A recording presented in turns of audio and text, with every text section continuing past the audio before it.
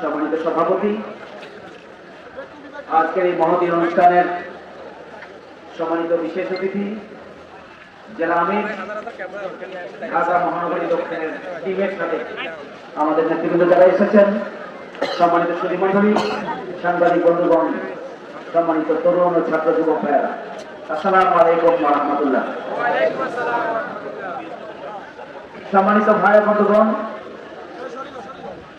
বাংলাদেশ জামাত ইসলামী সৎ, যোগ্য, দক্ষ নেতৃত্ব তৈরি করতে চায়, যার মধ্য দিয়ে একটি সুখী, সমৃদ্ধশালী, আত্মনির্ভরশীল, বসবাসযোগ্য একটি নতুন বাংলাদেশের ভিত্তি স্থাপন করতে চায়। জামাত ইসলামী বাংলাদেশ 4 দফার ভিত্তিতে কার্যক্রম পরিচালনা করে থাকে, আপনারা জানেন।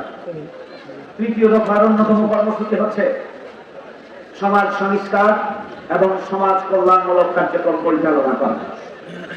আপনারা নিশ্চয়ই খেয়াল করেছেন, যেখানে বিপদ মুসিবত, যেখানে কোনো দুর্ঘটনা, প্রাকৃতিক দুর্যোগ, বন্যা, অগ্নিকাণ্ড, অতিবৃষ্টি, অনাবৃষ্টি, অ্যাক্সিডেন্ট, ভূমিকম্প, আল্লাহর মেহেরবানিতে সবার আগে জামাত ইসলামীর নেতাকর্মীরা সেখানে ছুটে যান।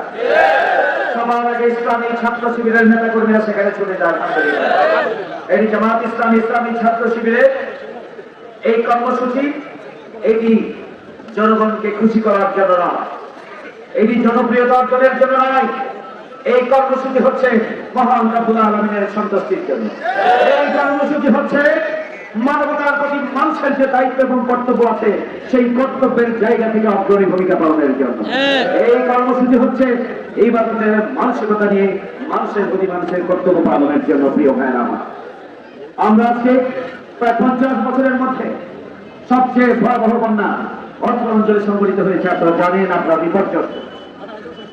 এই মাঝেই কমর পরিমাণ পানি ছিল, তাহলে রাস্তাগুলো এবং বাড়িগুলোর কি অবস্থা ছিল স্বাভাবিকভাবে বোঝা যায়। ফেনী অঞ্চল বলা যায় পুরোটাই ডুবে গিয়েছিল। ফেনী, নোয়াখালী, লক্ষ্মীপুর, এরপরে চাঁদপুর, কুমিল্লা, ব্রাহ্মণবাড়িয়া থেকে শুরু করে সমস্ত জেলা উপজেলা একদম ভেসে গিয়েছিল। 50 বছরের মধ্যে ভয়াবহ বন্যা এখানে সংঘটিত হয়েছে। প্রিয় ভাই আমার, আপনারা খেয়াল করেছেন, এই 16 বছরে এই ধরনের কোন দুর্ঘটনায়, প্রাকৃতিক দুর্যোগে, বন্যায়, অগ্নিকাণ্ডে এই ফ্যাসিস্ট আওয়ামী লীগের প্রেতাত্মারা কোনদিন ত্রাণ কার্যক্রম নিয়ে মানুষের পাশে এসে দাঁড়িয়েছিল কি?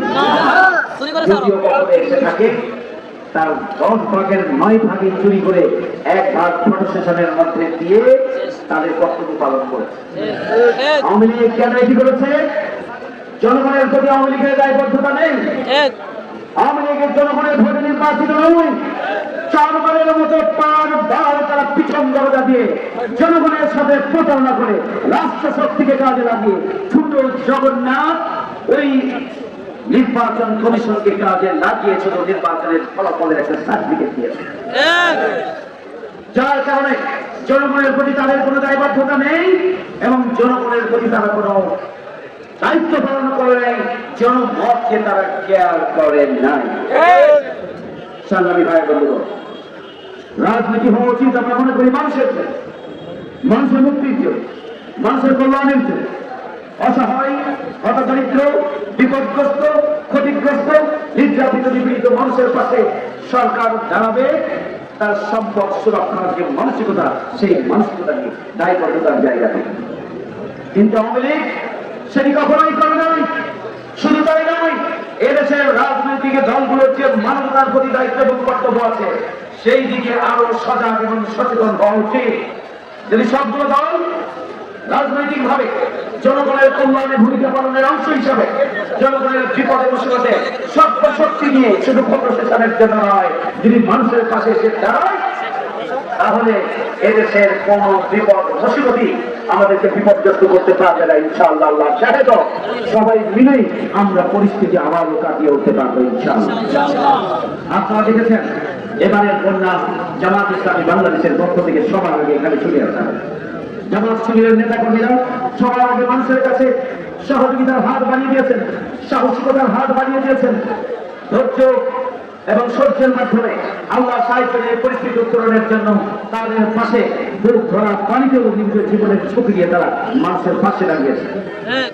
এটি হচ্ছে জামাত ইসলামী কর্মসূচি। সংগ্রামী ভাই বন্ধুগণ, তারই অংশ হিসাবে ঢাকা মহানগরী থেকে আমরা অত্র অঞ্চলের প্রত্যেকটি জেলায় আমাদের ক্ষুদ্র সামর্থ্য নিয়ে আমরা আপনাদের কাছে এসেছি। সাহসিকতা, আপনাদের সাহস নেতৃত্ব, আপনাদের পাশে দাঁড়ানো বাংলাদেশ জামাত ইসলামী। আপনারা শুধু একাই নন, বাংলাদেশ জামাত ইসলামী আল্লাহ রহমতে আপনাদের পাশে অতীতেও ছিল, এখনো আছে, ভবিষ্যতেও থাকবে ইনশাআল্লাহ। সংগ্রামী ভাই বন্ধুগণ, আমরা আজকে এই যে কথা বলার সুযোগ পেয়েছি, আজকে যে আমরা নিঃশ্বাস ধরার সুযোগ পেয়েছি, আমরা যে মত প্রকাশের সুযোগ পেয়েছি, আমরা যে আজকে স্বাধীনভাবে সভা সমাবেশ করার সুযোগ পেয়েছি, সভা করার সুযোগ পেয়েছি, দীর্ঘ 16 বছরে নির্যাতিত, নিপীড়িত, নিগৃহীত মানুষের ক্ষোভ ছাত্রদের কোটা বিরোধী আন্দোলনের সাথে যুক্ত হয়েছে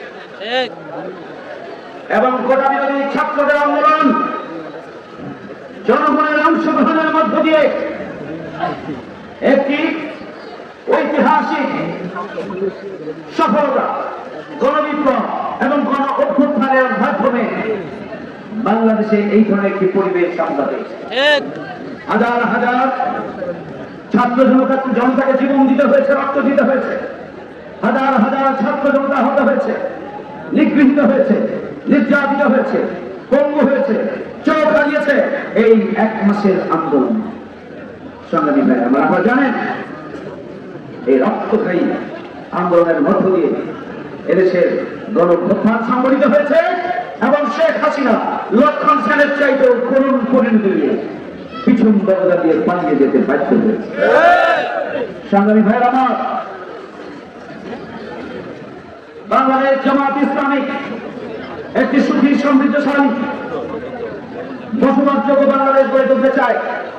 এই 16 বছরে জামাতের উপরে জুলুম, নির্যাতন, নিষ্পেষণ চালানো হয়েছে। জামাতের বিরুদ্ধে, জামাত শিবিরের নেতাকর্মীদের বিরুদ্ধে 20,000 মামলা দেওয়া হয়েছে। লক্ষ লক্ষ নেতাকর্মীকে বারবার কারাবরণ করতে হয়েছে। লক্ষ লক্ষ নেতাকর্মীকে ঘর ছাড়া করা হয়েছে, বাড়ি ছাড়া করা হয়েছে, ব্যবসা বাণিজ্য ছাড়া করা হয়েছে, তাদের চাকরি বাকরি থেকে